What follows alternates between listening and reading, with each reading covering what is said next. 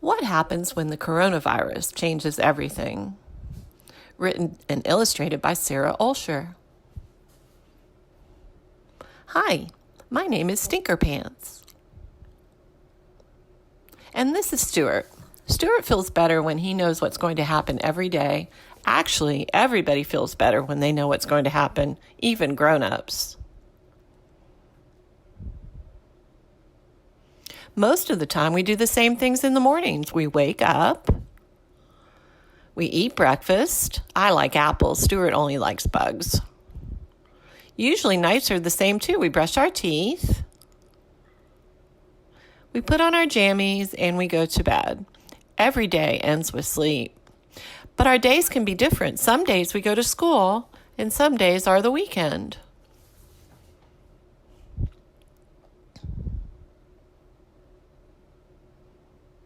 When something big changes, what we do each day can change too. Stuart wants to know what happens to our days when we're staying home because of the coronavirus, but he doesn't really understand what the coronavirus is. Do you?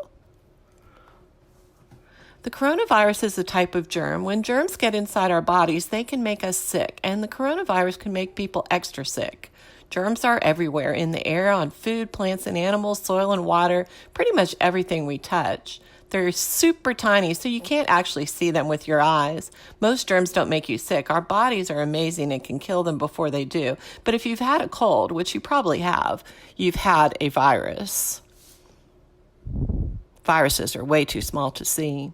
Here's how it works. Every living thing is made up of tiny little guys called cells.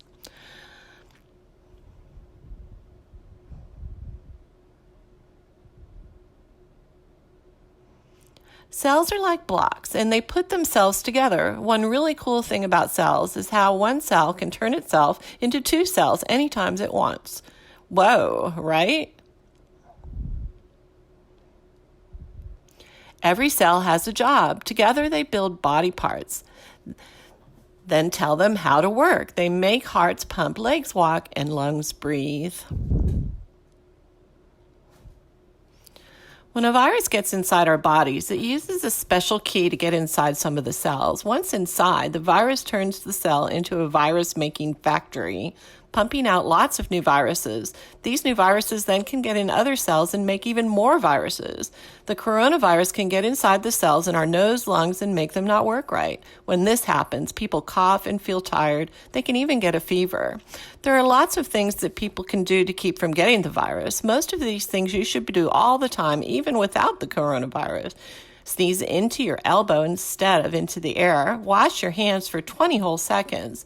And do not pick your nose or touch your face or bite your nails. That's how germs get in.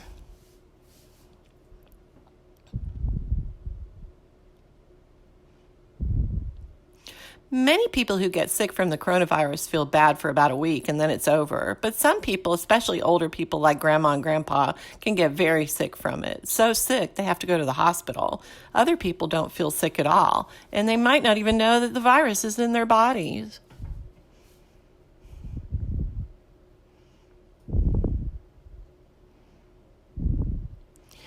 But even if they don't feel sick, everyone who has the coronavirus can give it to someone else. When someone with the virus sneezes, coughs, breathes, and touches their face, the virus can get in on their hands or in the air.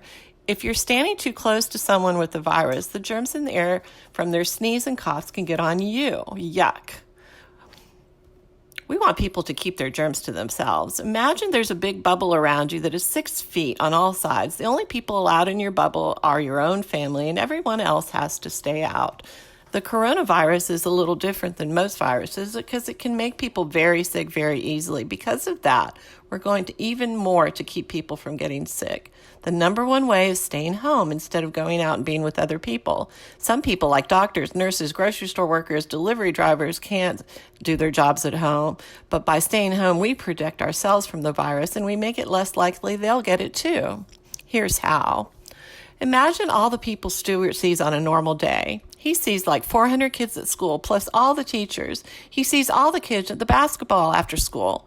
And after all the people in the restaurants, he eats out with his family. And since Stuart might have the virus and even not ever feel sick, he would keep doing all the stuff he does every day, and he would give the virus to all those people who would give it to other people.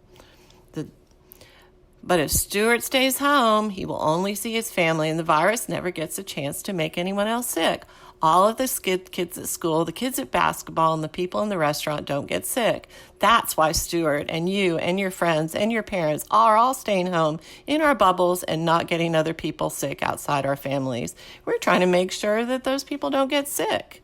And all this makes Stuart a little nervous. He wants to know, what about me? Being at home for a long time can be hard. Usually our days are filled with math and recess and friends and working in groups and lunch.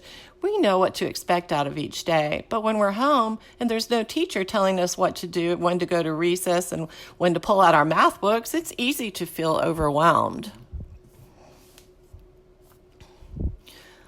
Lots of kids are also trying to do schoolwork at home with their parents. Most parents aren't teachers, and trying to learn from a parent can be frustrating for both kids and parents.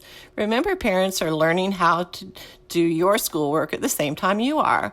You might feel angry or sad or confused about why. The reason is because everything is changing right now. It takes a while to get used to. It's important to be patient with each other. We are all doing the best we can. One of the ways to handle big feelings like anger, frustration, and sadness is to have a quiet time. Find a quiet place in your house that's just for you.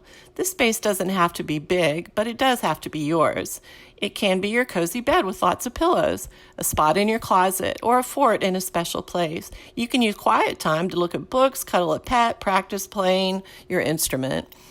Not having recess and moving around our bodies every day can make our feelings even bigger. So it's important that we do something active every day. How about a dance party? Do an exercise online. Ride your bike in the driveway. Play soccer in the backyard with a family member. Move your body every day. The most important thing for everyone, even grown-ups, is to remember that right now that having a plan for each day will make everyone feel better. You and your family can use it and make a plan just for you. Even though it's different right now, there are lots of good things about staying home. First off, there's a lot of time with your family to do things together that you might not usually have time for, including games, crafts, and lots of snuggles. There's also time to be creative by yourself. You can learn all sorts of things. Teach yourself to knit, sculpt, make up songs, help cook dinner. It's also a good time to think of creative ways to show love to your neighbor and city, especially because a lot of people feel lonely right now. Leave special messages in your windows. Unfortunately, there's nothing you can do to make the coronavirus go away all by yourself, but you can work with everyone in the world and do your part and not spread it. And once you understand what to expect, each day gets way less scary. The good news is it won't last forever. We'll get back to our old plans, seeing our friends, going outside and doing what we always have. It just might take a little while. Stuart feels a lot better now that he knows what to expect. Even though our days can be different, it helps to plan our week together as we're going to know what happens next.